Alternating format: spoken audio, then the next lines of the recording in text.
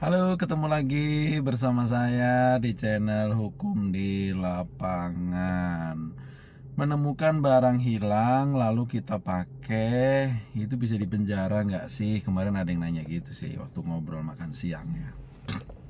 Akhirnya yaudah kita coba bahas aja deh, nggak terlalu lama gitu ya. Nah, pasti pernah dong kita nemu dompet ya di jalan, dompet di warung, atau menemukan uang yang tidak diketahui pemiliknya dan lain sebagainya gitu ya, atau handphone atau jam tangan di toilet dan lain sebagainya gitu ya.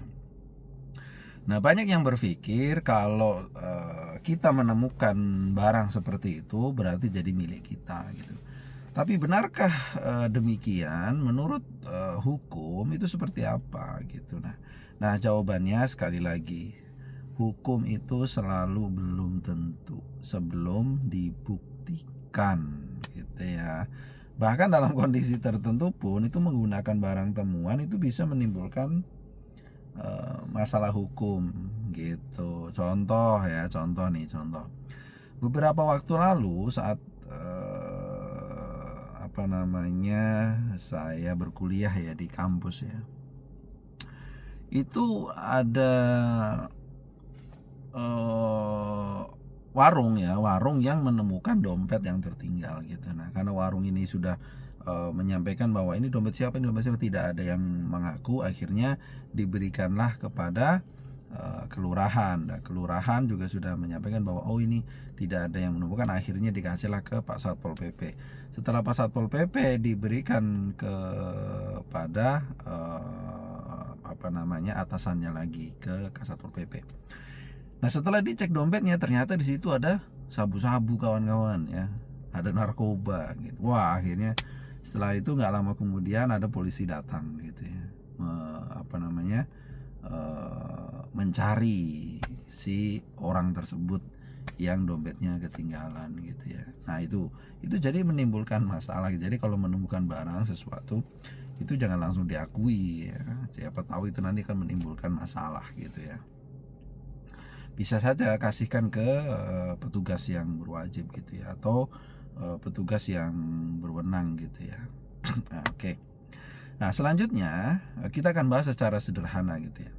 Nah, menemukan barang yang tidak otomatis membuat seseorang menjadi pemilik barang tersebut, karena pada dasarnya barang itu masih memiliki pemilik yang sah.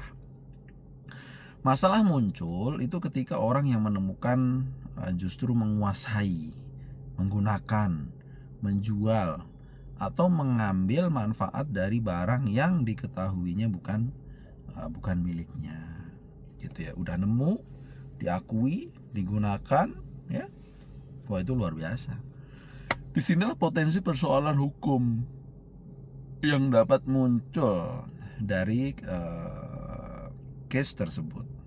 Nah, prinsip sederhananya adalah menemukan barang berbeda dengan memiliki barang. Namanya juga nemu, bukan beli. Kalau beli, kita beli pakai uang sendiri. Kecuali kita beli dari uang hasil nemu. Wah, lain lagi tuh. Nah, gitu ya. Nah, contoh kasus misalnya, seseorang menemukan telepon, HP di tempat umum misalnya, atau di warung tadi lah ya. Kemudian SIM cardnya itu dibuang, HP lalu kita gunakan gitu. Kebetulan HP-nya nggak di password ceritanya nih ya. Nah, bahkan itu dijual kepada orang lain nih HP-nya gitu. Padahal dari keadaan barang tersebut itu sangat mungkin diketahui bahwa barang itu milik orang lain yang kehilangan. Dalam situasi seperti ini, itu perbuatan tersebut dapat menimbulkan konsekuensi hukum. Karena apa? Karena yang dinilai bukan hanya bagaimana barang itu diperoleh, tetapi juga bagaimana barang itu diperlakukan setelah ditemukan. Nah, gitu. Apa yang seharusnya dilakukan ketika kita menemukan barang? Nah, ketika kita menemukan barang yang itu tentunya adalah milik orang lain, langkah yang paling lebih aman adalah berusaha mencari pemiliknya. atau misalnya ada KTP-nya, misalnya ada SIM-nya atau apanya gitu ya. Saya pernah juga dompet saya hilang di Priuk ya waktu saya main gitu. Tapi selang seminggu, 2 minggu dompet itu kembali dianterin sama orangnya. Wah itu luar biasa, bagus itu. Ya kita apresiasi lah ya, kita apresiasi, kita kasih hadiah gitu. Nah itu yang pertama, berusaha mencari pemiliknya. Yang kedua itu apabila tidak ketemu pemiliknya, ya kita harus menyerahkan kepada pihak yang berwenang. Seperti contoh yang tadi saat saya di kampus, warung itu menemukan dompet, lalu dompetnya diberitakan tidak ada yang mengaku, diserahkan kepada kelurahan, kebetulan dekat dengan kantor kelurahan. Kelurahan juga petugas kelurahannya menyerahkan lagi kepada Satpol PP, dan Satpol PP mengecek ternyata ada sabu-sabunya gitu ya.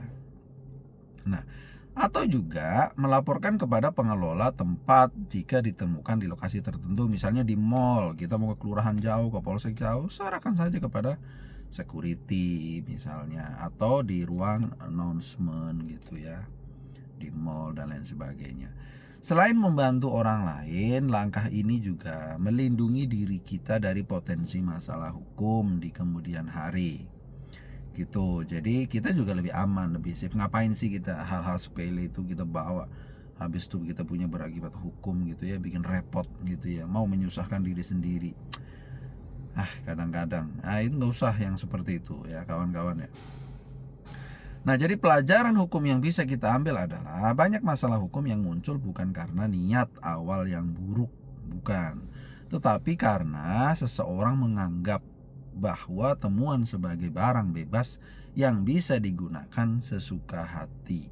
Padahal hukum itu memandang hak milik orang lain tetap harus dihormati. Nah, jadi kesimpulannya kawan-kawan, saudara-saudaraku semua, menemukan barang-barang berarti otomatis menjadi milik barang tersebut. Saya ulangi, menjadi menemukan barang bukan berarti otomatis menjadi pemilik barang tersebut.